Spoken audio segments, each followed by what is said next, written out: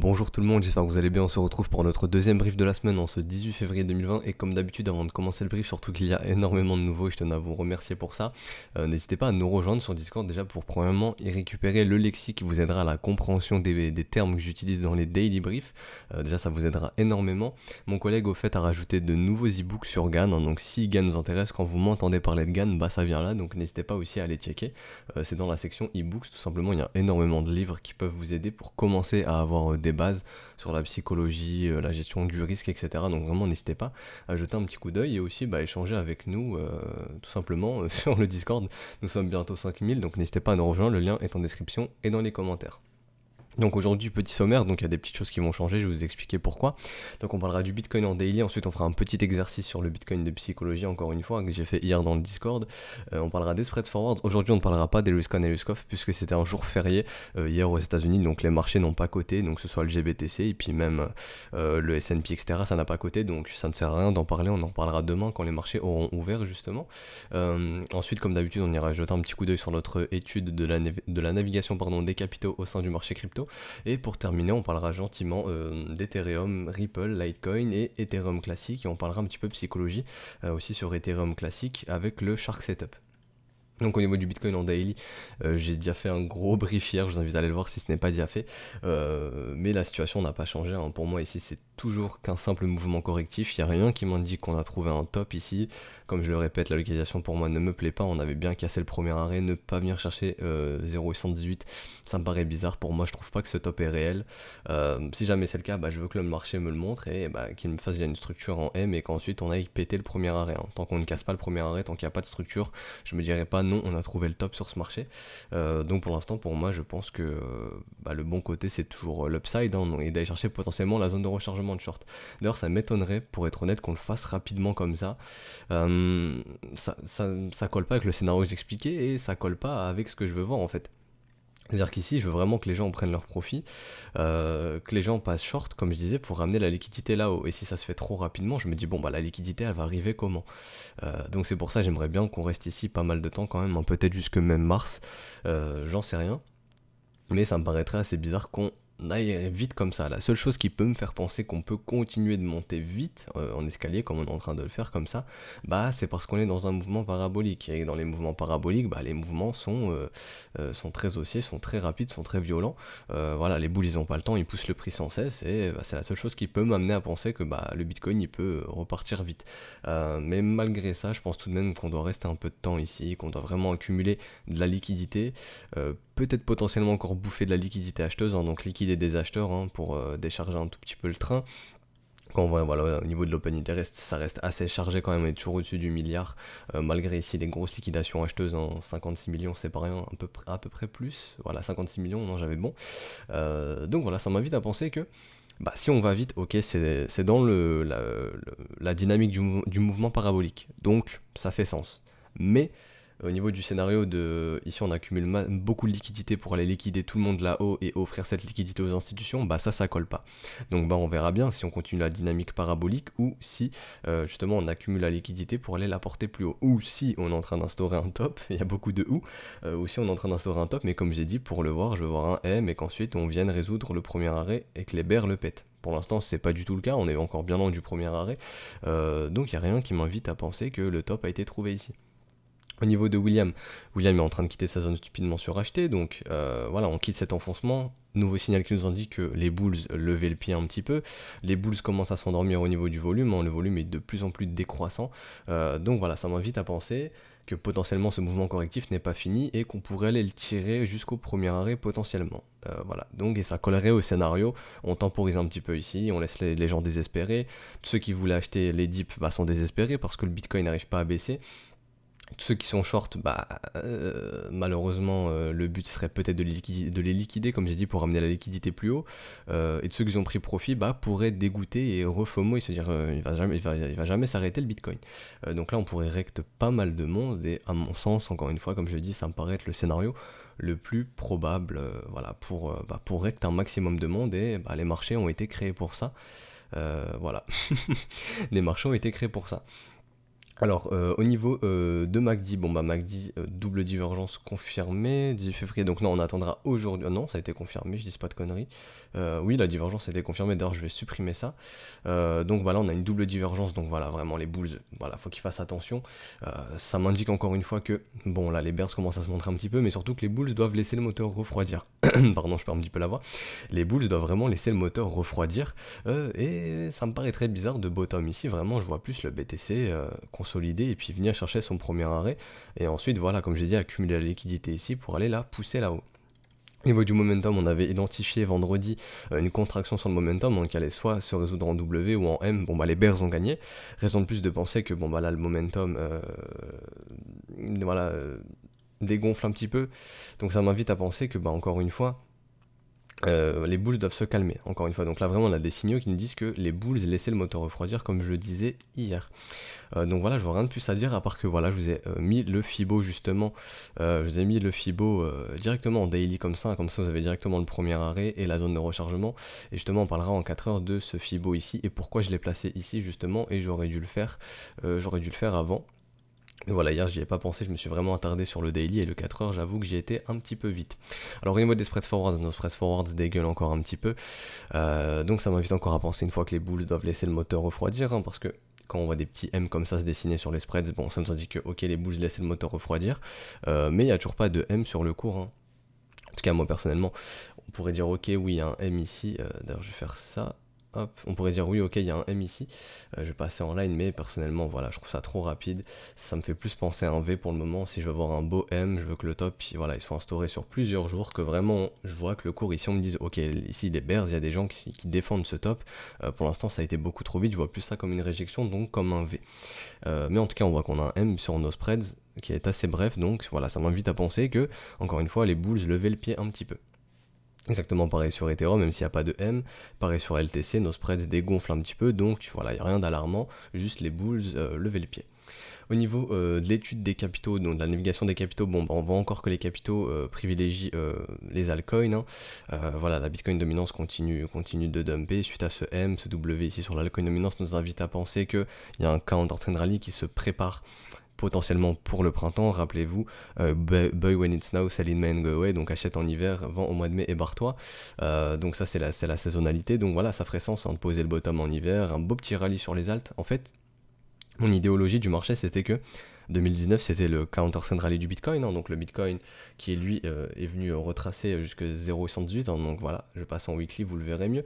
Donc ça pour moi c'était le counter trend rally, donc le rallye contre tendance, je vais le dire en français, ce sera mieux, du Bitcoin en 2019, et je pense que les altcoins, 2020 ça peut être potentiellement le rallye contre tendance justement des altcoins pour 2020. En tout cas ça m'invite fortement à penser ça, hein, quand je vois un M et un W sur l'altcoin et la Bitcoin dominance. Quand je vois ici un petit W qui pop, donc les capitaux continuent de rentrer. Même là, ça temporise un petit peu. Et quand je vois aussi surtout ce gros W sur Ethereum contre le Bitcoin, que j'estime Ethereum lead le marché des altcoins globalement, ça m'invite à penser quand même que voilà, il y a un rallye contre-tendance qui se prépare pour les alts en cette année 2020 et que les alts surperformeront le Bitcoin en 2020 alors que le Bitcoin les a extrêmement surperformés en 2019. Changer un petit peu la donne pour 2020. On va aller voir un petit peu du côté du Doge, le Doge que j'estime être un petit peu notre shitcoin leading indicator, hein, et on voit que lui par contre il a du mal encore à instaurer son W, hein. Alors ce qu'il va le faire et ce qu'il va pas le faire, bon on verra ça au cours des prochaines semaines, mais pour l'instant on voit que c'est un petit peu du mal, et si on a un W weekly sur le Doge, que j'estime d'être le leader des shitcoins, même si je sais qu'il y en a qui ne disent pas que Doge est un shitcoin, j'estime que c'est un projet qui n'avance plus, et donc quand le fondamental ne suit plus, donc là pour moi c'est de la pure technique, et si je vois un W weekly sur un asset, je me dis ok, quand on rallye possible, donc potentiellement, il y a même les autres shitcoins qui sont complètement morts, peuvent aussi en profiter. Mais pour l'instant, on voit que c'est pas le cas, et potentiellement, les capitaux privilégient quand même les high cap. Voilà, on va parler des grosses capitalisations et des petites capitalisations. Je vais pas rentrer dans le débat shitcoin ou non, on va parler de high cap et de petite capitalisation, donc d'un asset qui a une grosse capitalisation, en tout cas dans le marché crypto, et un autre asset qui a une plus petite capitalisation, et on voit que pour l'instant, le marché privilégie l'entrée dans les assets à grosse capitalisation.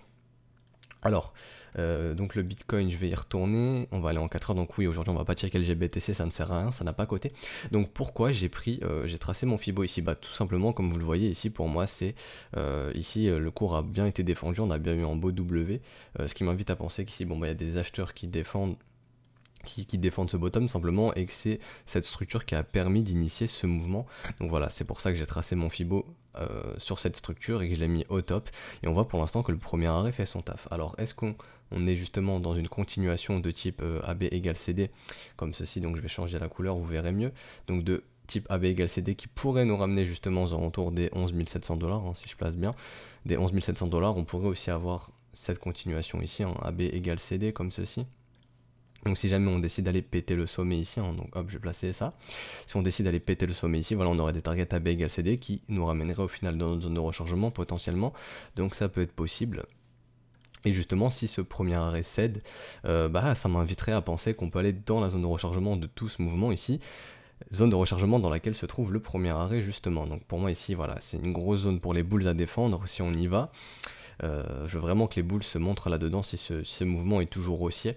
Au niveau de la liquidité, on peut voir qu'on a liquidé tous les bulls, il n'y a plus de bulls à liquider, en tout cas sur ce range. Malheureusement j'ai pas le range plus long, j'aurais dû prendre des screens dans le passé, j'y ai pas pensé. On pourrait aller revoir les anciens briefs de la semaine dernière pour revoir un petit peu la liquidité où elle se trouve, hein, aux alentours des 9000, 9300, etc. Mais malheureusement je l'ai pas là. On peut voir qu'en tout cas sur ce que m'affiche cet outil, qui est privé encore pour le moment, quand il sera public je vous le dirai, j'en ne suis pas le créateur, hein, c'est un développeur qui développe ça et pour l'instant il l'a mis privé. Enfin bref, tout ça pour dire qu'on a liquidé pas mal de bulls, enfin on a liquidé même tous les bulls sur cet affichage. Ici on voyait, ici c'est les petits points, on voit que les bulls ont été liquidés. Et il y a les petits points noirs que vous voyez, noir et rouge, ça c'est du short. Donc vous voyez, les gens ici, bah, vraiment, on est vraiment dans du short, hein, short un peu partout, et on voit que la liquidité se trouve plus haut. Il n'y a plus beaucoup de liquidité à aller chercher plus bas, en tout cas sur ce range, donc ça serait pas étonnant de revoir le BTC, aller rechercher cette liquidité.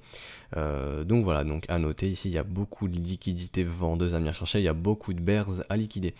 Quand on regarde aussi au niveau de le penny terrestre, hier on voyait le cours monter, on voyait les positions s'ouvrir, alors malgré que le founding montait, moi ça m'invite clairement à penser ici ici on rentrait dans du pas du FOMO short, mais bon, pour moi ici clairement c'était short, et on peut le voir, hein, dès que le cours a rebondi, bah, l'open value a baissé directement, donc les positions ont été clôturées, donc ça m'invite à penser ici bah, qu'ils ont été un petit peu liquidés, ou ils ont eu peur, ils ont clôturé très vite, quelque chose de la sorte.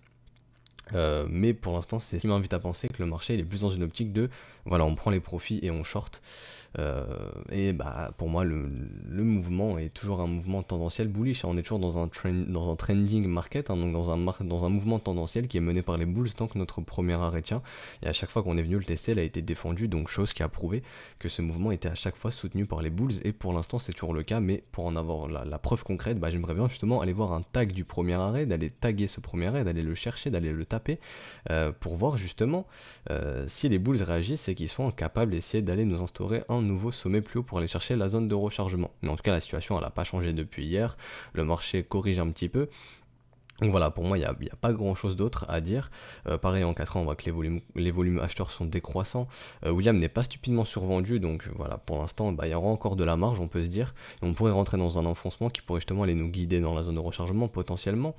Au niveau du MACD, on a bien des doubles divs qui sont confirmés, voire même des triples divs, hein, si on prend tout à chaque fois sur le momentum. En tout cas, il y a pas mal de divs qui sont confirmés. On pourrait avaler ça très rapidement si justement cette divergence, pour moi, ici, est confirmée. Donc voilà, les bulls pourraient avaler ça très rapidement, comme ceci. Pour l'instant, ce n'est pas confirmé, je veux voir un cross, je veux que le momentum redevienne positif pour confirmer cette div. Pour l'instant elle n'est que potentielle, elle se confirmera ou non justement bah, aujourd'hui très certainement. On va tracer tranquillement notre trendline sur le RSI, hein, vous savez, hop, on prend les deux sommets, on relie comme ceci, et bah, nous ce qu'on aimerait bien voir c'est un break, et encore une fois comme vous le savez, un W de l'autre côté de la trendline. On se dire ok, on a un momentum qui redevient bullish. Pour l'instant c'est pas le cas, donc c'est ce qu'on aimerait bien voir sur le momentum pour nous montrer que les bulls sont là. Mais franchement je vois rien de plus à dire, hein, sur le Bitcoin. Pour moi la situation elle a pas changé, je me suis encore extrapolé dessus quand même 14 minutes, je suis désolé, mais c'est pas grave, justement on va pouvoir passer aux altcoins. Ça y est, le Bitcoin on va le mettre un petit peu de côté. Alors, au niveau des alt, comme je l'ai dit, sur Ethereum, Bitcoin, on a le W weekly, donc ça m'invite à penser que bon bah déjà Ethereum est en train de surperformer Bitcoin. S'il prend de la valeur contre le Bitcoin, c'est qu'il surperforme le Bitcoin. Et ça m'invite à penser, comme j'ai dit encore une fois, que 2020, en théorie, les alts, et majoritairement, potentiellement aussi Ethereum, devraient surperformer le Bitcoin. Donc justement, on va aller sur cette charte, et on peut voir que, bon bah, Ethereum, zone de rechargement de short, donc, comme on peut le voir pour moi ici, bah on est juste dans un méga range, hein, comme je dis depuis des semaines et des semaines, donc entre les 83$ et les 360$. Donc le but dans un range, bah, c'est d'acheter le bas du range, de vendre le haut du range. Donc dans ces zones, il y a de la gestion du risque à mon sens qui est à faire, comme je le disais sur Discord, c'est-à-dire de sécuriser les positions, de prendre un petit peu de profit, mais en tout cas de sécuriser la position, en fait, de ne pas créer de frustration si l'Ethereum est amené à baisser, de se dire ah j'ai pas sécurisé ma position, je commence à stresser. Non, le subconscient est tranquille, on peut dormir tranquille la nuit, donc c'est pour ça que pour moi il y a une gestion du risque à faire. Alors, Ethereum, il a l'air assez motivé, pourquoi pas d'aller chercher son Big Fat Round Number des 300$, donc on pourra aller chercher les 300$, tout comme le Bitcoin lui a été chercher les 10 000. Donc voilà, ça ferait sens d'aller pousser un petit peu, d'aller chercher les 300$, surtout que pour moi au niveau du momentum, il n'y a rien du tout. L'OBV est clairement croissant, les volumes sont toujours présents, même si on commence légèrement... Non, même pas encore, c'est même pas encore le cas. En tout cas, c'est très très léger, donc personnellement, j'ai décidé de pas le prendre en compte pour le moment. J'aurais pu penser avoir une divergence prix-volume, mais pour l'instant, c'est pas le cas.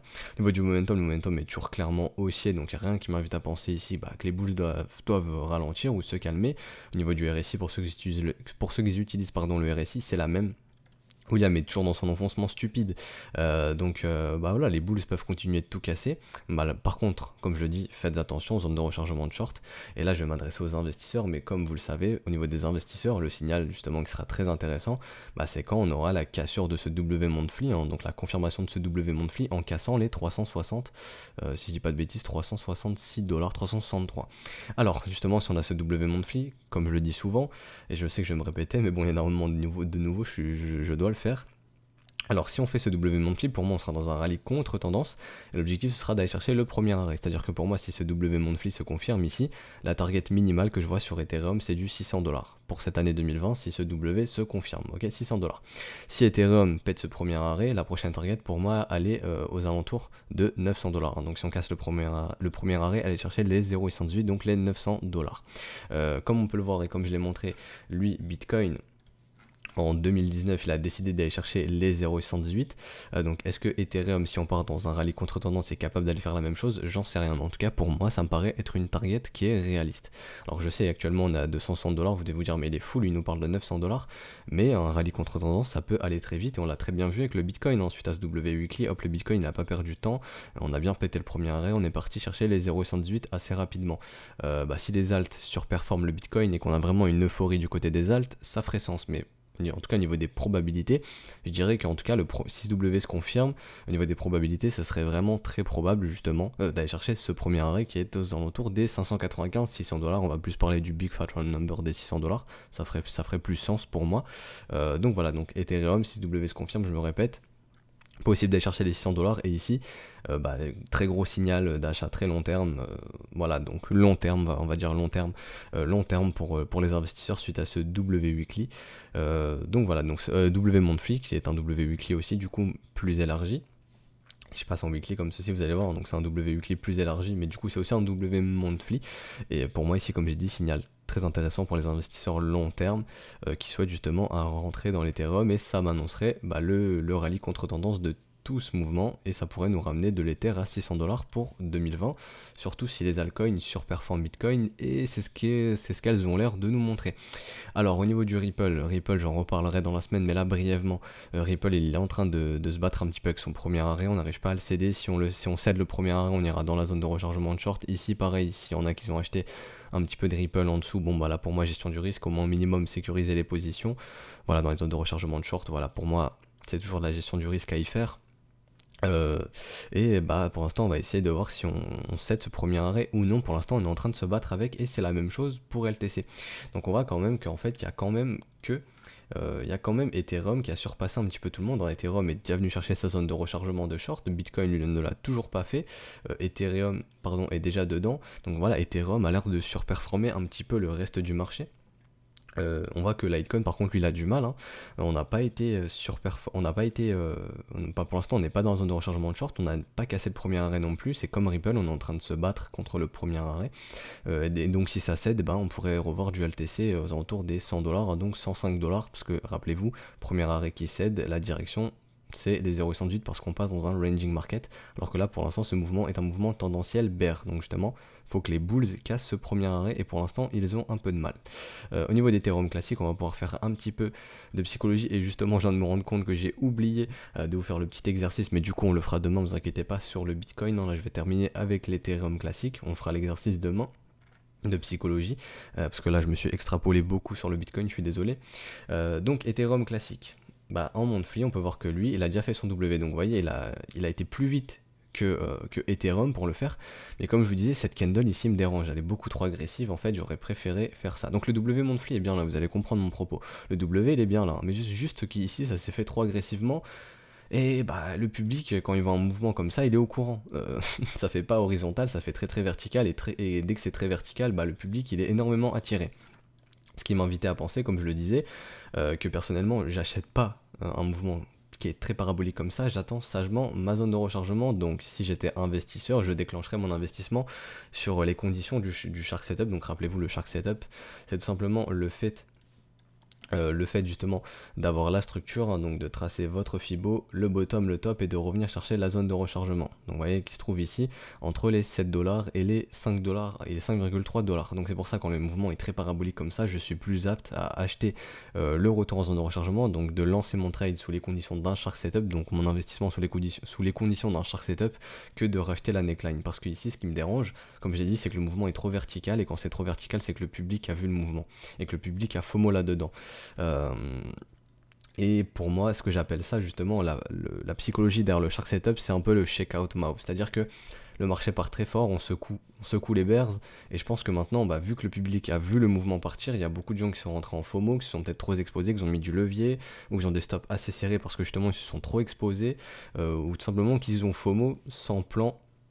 Et pour moi justement le shake-out move, hein, secouer, le but de les secouer, bah, c'est justement de faire le retour en zone de rechargement, et c'est ce que j'aime bien avec le Shark Setup, c'est le fait bah, que la structure est là, que le bottom est potentiellement posé, que le signal est donné, mais que le public veut en être, que le public vient FOMO, du coup ça part trop vite, et pour moi à mon sens, bah, faut sortir ceux qui sont arrivés trop vite, hein, donc ceux qui ont FOMO, faut les dégager, et pour les secouer, généralement, bah, on vient le faire dans la zone de rechargement, donc c'est pour ça que le Shark Setup, je trouve très intéressant au niveau de la psychologie, parce que voilà, vous avez la structure, ça va trop vite, le public veut en être, et le truc intéressant c'est de revenir dans la zone de rechargement, donc ceux qui sont rentrés en mode FOMO là-dedans bah, se font démonter, et si ce bottom ici est réel, bah, tout ce qui approchera du bottom sera racheté, très probablement, si ce bottom a bien été posé, que s'il y a des big boys qui ont dit non, on tirera pas plus bas, tu vas aller plus haut, la direction c'est plus haut. Donc moi ce qui m'invite à penser que la zone de rechargement ici est rachetée et défendue, et ensuite on reprend la direction du mouvement, c'est à dire que ceux qui sont rentrés là dedans bah, se font démonter, se font stopper, se font liquider s'ils sont en levier, et ceux qui n'ont pas de plan bah, partent dans l'irrationalité et peuvent avoir peur et couper leur position. Et justement le but c'est de voir comment réagit la zone de rechargement, et très généralement on trouve acheteur si ce bottom est réel, et après on repart dans le sens du mouvement. Donc là c'est l'euphorie, là c'est le disbelief de dire putain on s'est fait niquer, en fait le mouvement il est pas réel, sauf que si le mouvement il est bien réel, jusqu'ici les big boys reviennent soutenir la zone de rechargement en ayant dégagé tous ceux qui ont FOMO, et on reprend le sens du mouvement. Tout simplement, donc c'est ce qui m'invite à penser que ça peut être intéressant de rentrer en Shark Setup sur Ethereum, quand je vois un petit peu la volatilité et la brutalité de la structure ici qui est vraiment mouvement parabolique. Alors justement pour le moment on est en train de soutenir le premier arrêt, donc on pourrait tout simplement trouver bottom ici et continuer notre ascension, hein, donc sur la forme par exemple d'un AB égale CD comme ceci. Hop, et de reprendre un petit peu le mouvement, et justement on pourrait venir taguer le premier arrêt. Rappelez-vous pour moi maintenant, suite à ce gros W monthly, je vais repasser un monthly, bah, comme j'expliquais pour Ethereum, on est dans un counter trend rally, donc dans un rallye contre tendance qui viendra retracer probablement ce mouvement. Donc voilà, le premier objectif pour moi ce serait le premier arrêt proche du Big Fat Round Number, des 20$, donc ça ferait sens de venir taguer le premier arrêt, et si le premier arrêt cède, bah ça ferait sens aussi de venir chercher les 0,108 qui se trouvent aussi sur le gros chiffre rond psychologique des 30$. Donc il faudra voir un petit peu comment ça réagit ici, si on y vient. Et suite à cette structure, je pense que courant 2020, surtout si les alts surperforment le Bitcoin, bah, qu'on ira très probablement chercher du 20$, quasiment voilà, ouais, du 20$ pour Ethereum classique au cours de cette année 2020. Et si les 20$ cèdent, hein, si le premier arrêt cède, bah, le prochain rendez-vous c'est les 30$. et cette méga zone de rechargement de short ici. Mais en tout cas ici le signal pour les investisseurs long terme, pour moi il a été donné, et à mon sens, comme je l'ai dit, ce qui serait le plus judicieux, c'est de venir justement sur du plus court terme essayer de localiser ces achats dans la zone de rechargement, si vous avez bien repéré ce signal long terme, hein, qui est le W monthly, donc de rentrer sous les conditions d'un Shark Setup. D'ailleurs pour les nouveaux, on a une section Setup dans le Discord comme ceci, qui vous aidera justement à comprendre les steps qu'on utilise, hein, qui sont expliqués avec des charts et tout, qui nous viennent de notre école dans laquelle nous avons été formés. Donc voilà, n'hésitez pas à aller jeter un petit coup d'œil sur le Discord. Donc au niveau du volume profile aussi, qu'est-ce qu'on voit ici? On voit un gros creux, donc c'est pour ça, c'est ce qui me fait penser qu'ici, bah, ça ferait du sens, hein, de venir secouer ceux qui sont rentrés un peu trop vite et de venir combler tranquillement ce gap dans la zone de rechargement ici, hop, et après reprendre la direction initiale du mouvement. Donc en tout cas c'est ce que j'aimerais voir pour être investisseur sur l'Ethereum classique. On va aller un petit peu en daily, on va parler un petit peu. Donc voilà, ici on a une divergence prix-volume quand même qui commence à se montrer, les acheteurs commencent un petit peu à se calmer, mais pour autant les vendeurs ne se montrent pas pour le moment. Donc voilà, le volume global est décroissant. Donc encore une fois, comme j'ai dit, moi j'aimerais bien que le ETC là il ferait un petit tour dans sa zone de rechargement, et s'il ne le fait pas, c'est pas grave, hein, comme j'ai dit, pourra tout à fait partir sur un mouvement de type AB égale CD, et bah s'approcher de son premier arrêt. Vu que nous sommes dans un rallye contre-tendance, à mon sens, maintenant c'est l'objectif. Donc à savoir s'il va bottom ici ou s'il va essayer d'aller bottom plus bas dans la zone de rechargement, ce qui m'arrangerait, je l'avoue, dans la zone de rechargement, puisque si je cherchais à être investisseur, j'ai dû bien chercher à être investisseur sur Ethereum classique, bah, j'aimerais bien localiser mon achat, comme je l'ai dit, dans la zone de rechargement. Alors au niveau de William a quitté son enfoncement, donc ça fait sens, hein, que les bulls doivent se calmer. Ici on avait quand même une grosse divergence, donc grosse divergence ici qui a été confirmée, donc voilà, grosse perte de momentum du côté des bulls, qui m'invite à penser, et hop, calmez-vous, et qu'est-ce qu'on voit ici? Et ben on voit un petit M. On voit un M, et rappelez-vous, quand le marché de sourit, c'est qu'il est prêt à voler ton argent. Donc voilà, ça n'a pas loupé, le M, et là on est en train de voler l'argent des acheteurs, donc maintenant suite à ce M, à cette divergence, et ben on veut voir le premier arrêt être résolu à la baisse pour aller chercher la zone de rechargement. Si le premier arrêt tient, ce mouvement ici est toujours un mouvement tendanciel bullish, l'objectif des bulls c'est d'aller chercher un nouveau plus haut, et justement d'avaler tous les bears ici, bah, qu'ils ont short sur ce M, hein, qu'ils ont défendu ce top, de les squeeze et de ramener la liquidité plus haut tout simplement. Donc voilà, pour moi ici, gros combat entre acheteurs et vendeurs. On voit que les acheteurs se montrent et sont prêts à pousser le prix plus bas. Alors est-ce qu'on est dans le shakeout move, comme j'ai dit, hein, le move qui va secouer un peu tout le monde en venant dans la zone de rechargement et en comblant ce gap dans le volume profile?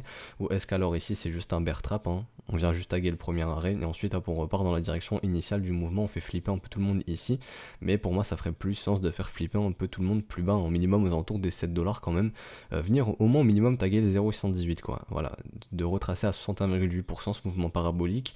De dégager un petit peu tout le monde et hop, de reprendre la direction du mouvement, c'est-à-dire de faire ça assez rapidement et hop, de reprendre la direction du mouvement, et aussi pourquoi pas de nous faire un mouvement AB égale CD, mais en le prenant du coup dans la zone de rechargement, ce qui nous ramènerait aux alentours des 16 $ par exemple, et rappelez-vous qui correspond, je sais, je suis désolé, il y a beaucoup de termes techniques, mais qui correspond à la garage jaune de notre structure. Donc moi j'aime énormément les garages jaunes dès qu'il y a une structure, parce que je vois très souvent le prix justement consolidé à l'intérieur de cette garage jaune. Donc voilà, ça ferait sens de venir y consolider ici, et pourquoi pas de reprendre la direction du mouvement initial, donc de continuer à pumper, de se rapprocher du premier arrêt. Mais comme je l'ai dit et je me répète une dernière fois, j'aimerais bien voir un petit mouvement qui secoue tout le monde dans la zone de rechargement et qui comble justement le gap ici dans le volume profile. Donc voilà, dans le volume profile ici vous voyez ce gros gap. Donc je pense qu'on va s'arrêter ici pour aujourd'hui. Donc demain je vous ferai le petit exercice psychologique, promis, je vais vraiment essayer d'y penser. Là j'ai complètement zappé et je pense qu'on a... bon voilà, ce serait pas un brief très bien structuré, je peux pas revenir sur le Bitcoin. Mais du coup on le fera demain, vous inquiétez pas. Pour ceux qui sont déjà dans le Discord, ils ont déjà eu le petit exercice, ils l'ont vu, mais je le ferai en vidéo demain, ça sera beaucoup mieux. Donc n'hésitez pas à nous rejoindre sur le Discord, encore une fois, le lien est en description, dans les commentaires, on est bientôt 5000, il y a vraiment beaucoup d'entrées, dans toutes les 2 minutes, il y a un message, vraiment quand un membre est nouveau, qu'il pose des questions, il a automatiquement une réponse généralement, si quelqu'un sait, si je sais, je réponds, si je ne sais pas, je me tais. Mais il y a d'autres membres qui peuvent savoir, hein, parce que vous savez, des fois il y a des questions sur le fondamental, comme je vous dis, je suis pas très axé fondamental, c'est plus mon collègue, et justement mon collègue, dès que c'est du fondamental, il est au taquet, il répond. Il y a aussi d'autres membres qui sont au taquet au fondamental, donc voilà, on se partage des news, etc. Donc vraiment c'est de l'entraide pure et dure, n'hésitez pas à nous rejoindre, n'hésitez pas aussi à liker, à commenter, à vous abonner, hein. La chaîne commence à prendre pas mal d'ampleur, ça fait énormément plaisir. Donc voilà, si ce brief vous a plu, n'hésitez pas à vous abonner, à activer la petite cloche, comme ça vous êtes notifié de tous les briefs. Mais je le répète, à mon sens, ça n'est pas tellement obligatoire, hein, puisque c'est un brief quotidien du lundi au vendredi, donc tôt le matin, je sors le brief comme ça, vous avez un petit peu la directive pour la journée.